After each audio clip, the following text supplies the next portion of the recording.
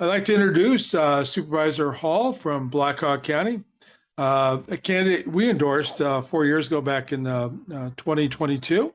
So we're glad he's joining us again, and he's running for reelection. So I won't take too much time up. I promise a short introduction.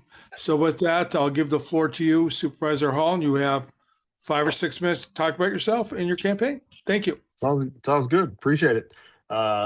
Thank you for giving me the opportunity to connect and reconnect. Tavis Hall, Black Hawk County Supervisor. I've been concluding my first term and heading into what is a different reelection effort than I had originally anticipated. Uh, Black Hawk County was targeted, and I do specifically say targeted by the state legislature to uh, forcing us to go into a district representation versus the at-large representation that our residents had voted on since the 1950s. And so it is unfortunate, frankly, even frustrating as someone who believes in sort of the principles of good governance. I tend to think that the five best folks to represent our community should be elected to the position, regardless of the neighborhood they live in. However, the Iowa State Legislature, in their infinite wisdom, decided that we should be forced into districts. In all honesty, it was a very intentional effort by the state legislature to target Blackhawk, Johnson, and Story counties with Democratic majorities in what they thought would become uh, a framework to influence political uh, makeups of our board of supervisors. The results of that has become that we're all up for reelection this year. Again, I was planning to run for reelection anyways, and it does actually provide an opportunity for me to run in a district that my parents both grew up in, that I grew up in, and that my wife and I are raising our daughters in. And so it isn't the worst thing in the world to be able to speak specifically for the voters that have meant so much to me and have shaped sort of the streets that have shaped my perspective. Um, but it is unfortunate that the party that used to say they were of local control has demonstrated a willingness to be, frankly, in much more of interest in total control. And so that's the framework that we live in, right? And what we've done thus far, we've knocked on a few hundred doors.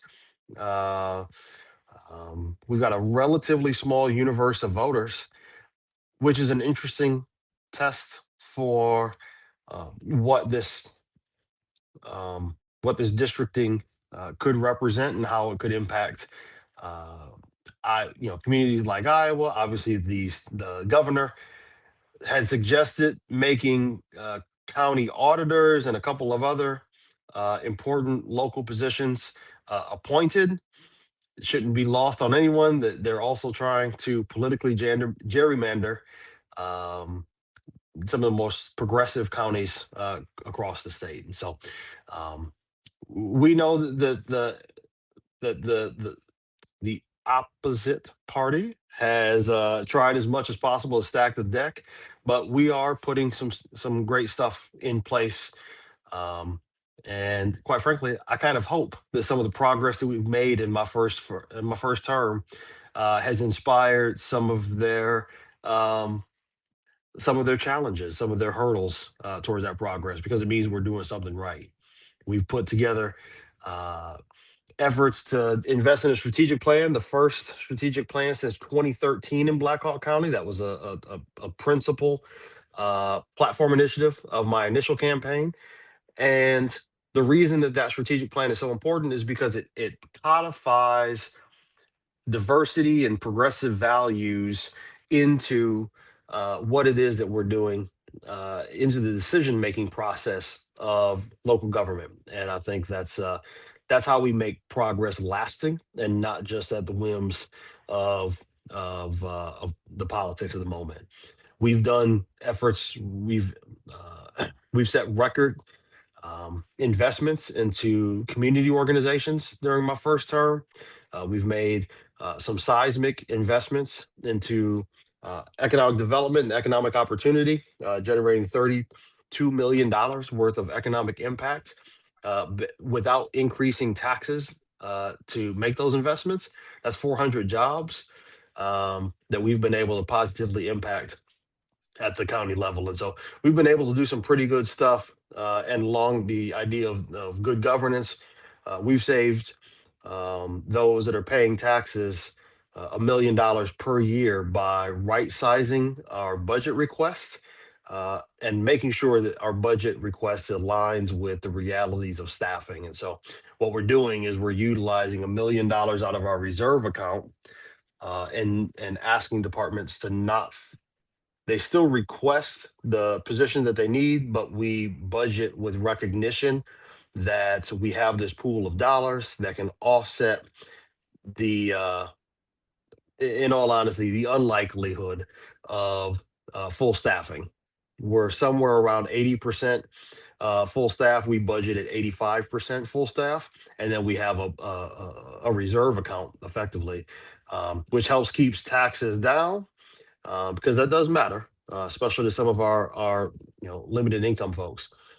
But it also ensures that we're able to provide the services that folks rely on local government to provide, even despite some of this legislature's efforts to undermine what we've been able to do. So it's been a good 4 years. I'm excited to run in the next 4 years, and excited to have a conversation here today.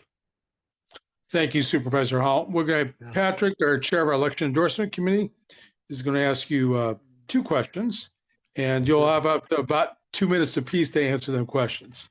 Sounds good. The floor is yours, Patrick. Thank you, Mitch. And Supervisor Hall, thank you for joining us this evening. Good to see you again. So as you know, part of the vetting process is we gave you a questionnaire, you completed it, sent it back to us, our committee reviewed it, and we have 2, maybe 3 questions that we'll be able to, Mitch is limiting it already, but so let's start with the first one.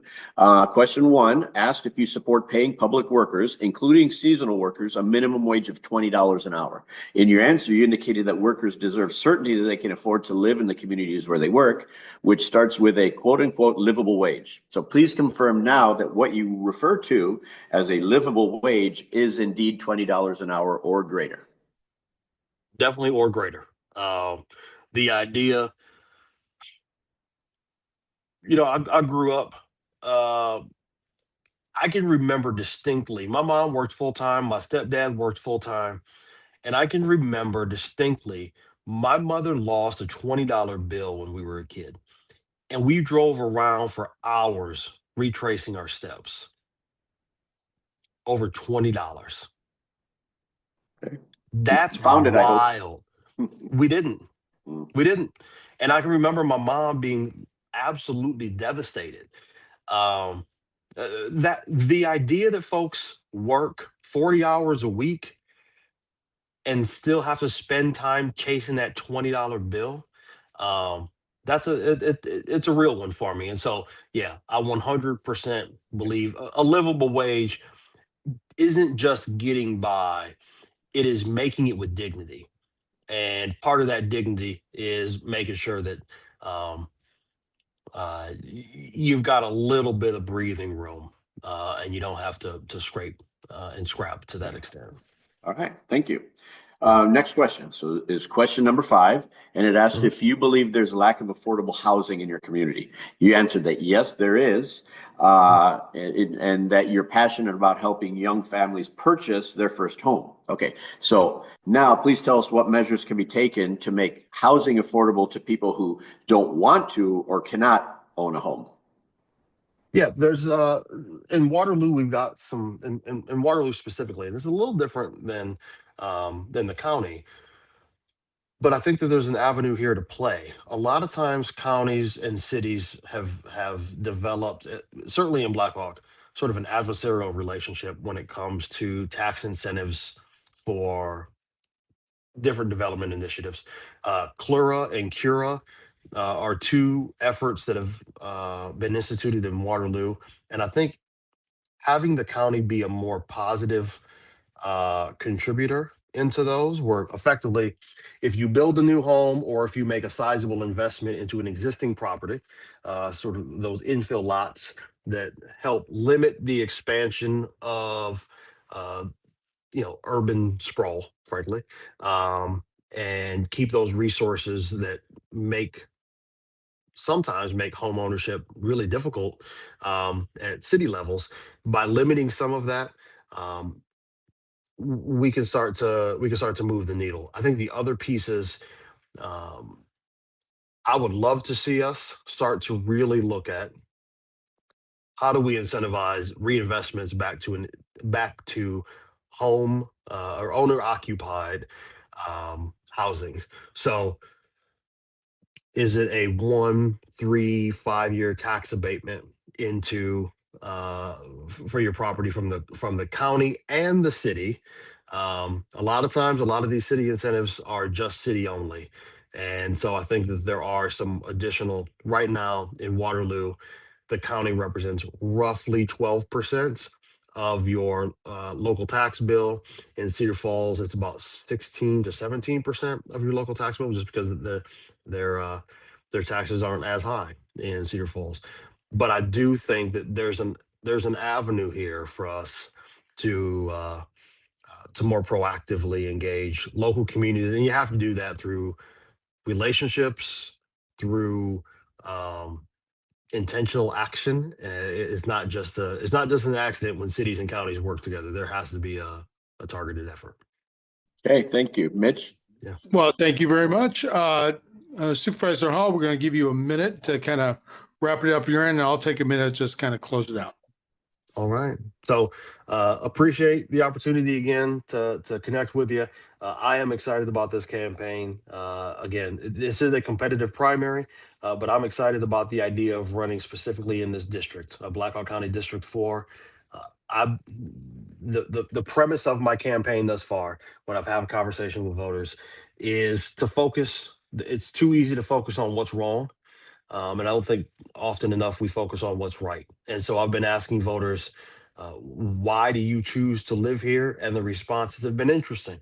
It's been, frankly, invigorating to hear the positive sides of living in our community and trying to develop some strategies on how we double down on some of those wins. And so would love you all support in continuing that message. I think progressivism is fueled by positivity. Populism is fueled when it works best by positivity, and I feel as if you all support would be very impactful in conveying that this campaign is worth believing in.